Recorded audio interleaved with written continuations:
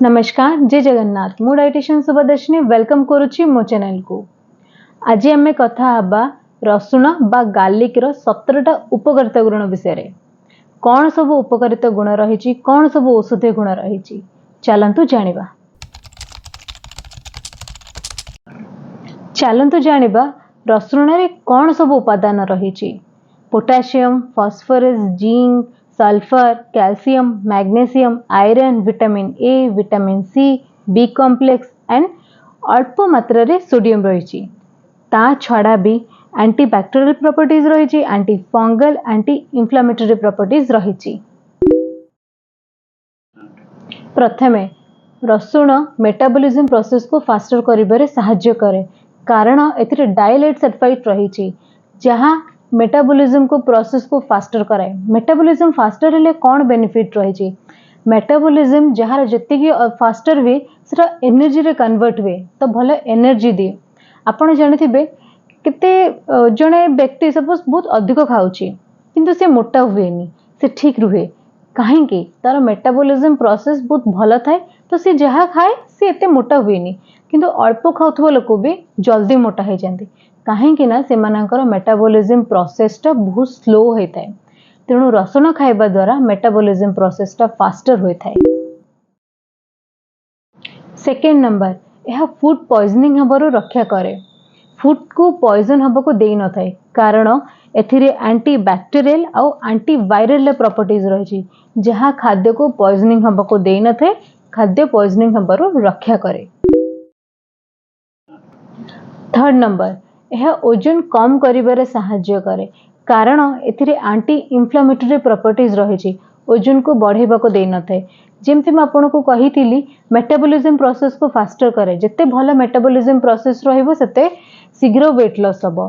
तेणु यह आपनकर मेटाबॉलिज्म प्रोसेस को फास्टर करे, वेट लॉस करिबारे मध्ये सहाय्य करे, कारण रसुण रे बहुत भल औषधीय गुण रही। 4 नंबर, यह टूथएक बा दांत बिंधारू रक्षा करे, कारण एथिरे एंटी एलर्जी हैला, एंटी इन्फ्लेमेटरी प्रॉपर्टीज रहिला, एंटी बैक्टेरियल प्रॉपर्टीज रहिला, दांत बिंधिबा, दांत दरज हेबा भली समस्या को दूर करिबारे सहाय्य करे। तो आपण गोटे किंबा दुईटा क्लोव्स आनिकी आपण दांत रे जाकी पारिबे। रसुण रो गोटे क्लोव्स आनिबे, बस दांत रे जाकीबे, ताहा आपणक दांत बिंधा बा दांत दरज रो भी मध्य रक्षा करे।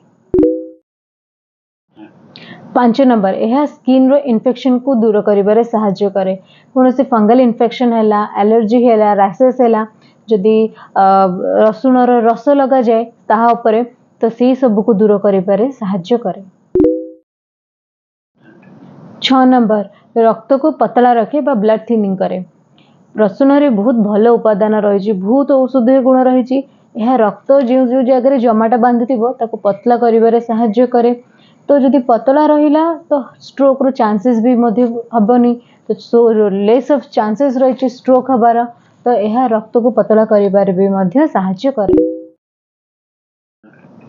डायबिटीज बा शुगर को कंट्रोल रखे। आपण खाद्य खाई सारिबा परे गोटे रसुण को आनिकी कड़ारे जाकी पारिबे बा खाली पेटरे रसुण पानी पी पारिबे। दीटा रसुण नेबे, उषुम पानी रे ताको फुटेकी से पानी पी पारिबे।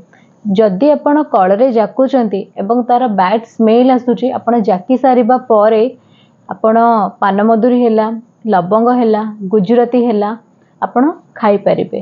ताहा द्वारा आपणकर स्ट्रांग स्मेल रसुणर कटि थाए। 8 नंबर, ब्लड प्रेशर को भी मध्य मेंटेन रखे, कारण रसुण रे बहुत औषधीय गुण रही, बहुत भल भल कंपोनेंट रही जहाँ ब्लड प्रेशर को बढ़ेबा को देई न थाए। आपण खाद्य खाइबा समय रे रसुण रा व्यवहार करि पारिबे। रसुण, कंचा रसुण को छेचिकी आपण खाद्य खाइला बेले ऐड करि पारिबे, बा आपण कोनोसी खाइबा प्रिपरेशन रे रसुण ऐड करि पारिबे। स्पेशली यदि आपण कंचा रसुण खाउछन्ती बेसी इफेक्टिव है रादर देन किछि कुक करिकी खाइबा अपेक्षा। ट्राई करंतु कि आपण कंचा रसुण को टिके व्यवहार करिबा पई कि। 9 नंबर, कोलेस्ट्रोल को कम करिबारे सहाय्य करे। जेतेबेले कोलेस्ट्रोल मात्रा बढ़ी जाए तबे बहुत सारा रोग देखा दिए, हार्ट डिजीज भली समस्या देखा दे थाए। तेणु कोलेस्ट्रोल चेष्टा करंतु आपनको कोलेस्ट्रोल लेवल मेंटेन रखिया पे, एवं रसुण खाइबा द्वारा कोलेस्ट्रोल लेवल मेंटेन रही थाए, बैड फैट डिपोजिट ही न थाए, बैड फैट को फ्लैश आउट करिबारे भी मध्य सहायता करे। 10 नंबर यह हार्ट हेल्थ को सुस्थ रखे कारण इतरे सल्फाइट रही जहाँ ब्लड क्लट हवा को दे न थाए स्ट्रोक भली समस्या को भी मध्य दूर करे तेणु यह हार्ट हेल्थ को भी मध्य बहुत सुस्थ रखे। 11 नंबर रसुण रे एब्जॉर्प्शन क्वालिटी भी मध्य बहुत भल अच्छे आम दिन भितर calorie protein magnesium calcium zinc ये सब विभिन्न प्रकार विटामिन मिनरल्स खाद्य खाऊँ तो रसुण आयरन और जिंक को आम बॉडी रे एब्जॉर्ब करबा पई कि मध्य बहुत भल काम करे। 12 नंबर प्रमोट करे गुड बैक्टीरिया को आम पेट रे भल बैक्टीरिया भी अच्छी खराब बैक्टीरिया भी अच्छी किंतु रसुण प्रमोट करिवो गुड बैक्टीरिया को भल बैक्टीरिया प्रमोट हेले कौन हम पेट जड़ित समस्या जमती हेनी जमती कि गैस्ट्रिक है पेट काटिबा है अजीर्ण है ये सब समस्या देखा दे न थाए। 13 नंबर स्किन कैंसर को प्रिवेंट रे सहायता करे कहीं ना एथरे अलाइन सल्फाइड रही जहाँ द्वारा कैंसर सेल को बढ़िबा को दे न थाए तेणु यह स्किन कैंसर को प्रिवेंट करिबारे मध्य सहायता करे।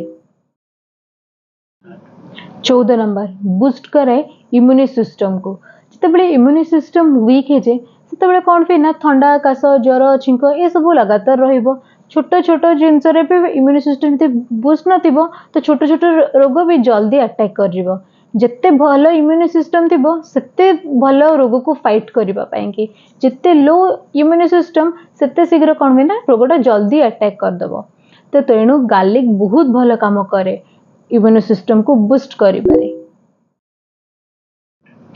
15 नंबर क्योर करे रेस्पिरेटरी प्रॉब्लम को जपरी ठंडा हेबा बा श्वास हेबा तो रसुण बहुत भल काम करे कारण रसुण बहुत भल औषधीय गुण रही आपण सोरिष तेल रसुण मिसेकी भी पादरे मालिश करें रसुण को कड़े जाकी पारे रसुण खाई उषुम पानी पी पारे खाद्य भी ऐड करें तो प्लेंटी ऑफ ऑप्शन अच्छे आप रसुण ऐड कर। 16 नंबर यह स्किन को भी बहुत भल रखे रसुण आपण प्रत्येक दिन निज डाइट ऐड करंतु बा स्किन अप्लाई भी करि परिबे रसुण को ग्रेट करिकि ता पेस्ट आपण जेकोसी पिंपल्स जदि हितिबो तो सेही थरे भी मध्य आपण अप्लाई करिबा द्वारा किछि दिन मत्रे पिंपल्स भी मध्य क्योर होई थाए। 17 नंबर रिमूव करे टॉक्सिन को आमे दिन भितर बहुत भल खाइबा भी खाऊ मंद खाइबा भी खाऊ तो मंद खाइबा को आमे टॉक्सिन बोली कहू तो सेही टॉक्सिन को बाहर करिबारे सहायता करे। आमे रसुण को केते मात्रा रे यूज करबा कथा आपण रसुण को पर डे 2 to 3 क्लोव्स आपण यूज करि परिबे अधिक मात्रा रे करबा द्वारा एहार नेगेटिव इंपैक्ट भी मध्य रही छी एहा आपणकर गैस ब्लोटिंग एसिडिटी बा एलर्जी भली समस्या देखा देई थाए तेणु आपण नॉर्मल पर्सन दिन को 2टा बा 3टा गार्लिक क्लोव्स यूज करि परिबे। मो वीडियो भल लागितले लाइक से सब्सक्राइब करिया को जमा भूलिबेनी रहिली जय जगन्नाथ।